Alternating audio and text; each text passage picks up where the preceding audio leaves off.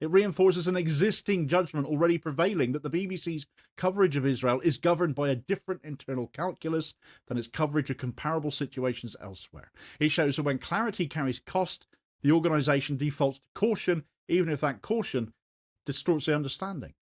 That choice might feel safer in the short term, but it accumulates damage over time, more and more so. And then more and more people turn the BBC off, and more people stop paying the licence fee. And we've seen that happen, haven't we? The BBC does not need to campaign or editorialise or moralise to avoid this. It just simply needs to state the law as law, name occupation as an occupation, and describe territorial expansion for what it is. Their failure to do that does not preserve impartiality. It erodes their credibility.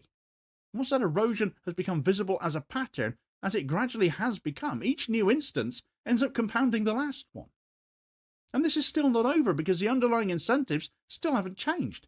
Israel will continue to expand settlements. The BBC will continue to face pressure over how it reports that expansion, because I can't see that changing either.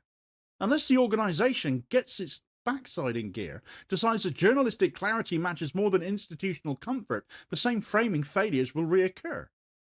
But those at the top aren't going to change, and therefore I can't see this instance changing either. Each time they do this, the audience will recognise it faster and faster, and the hit will land harder and harder. What we're watching now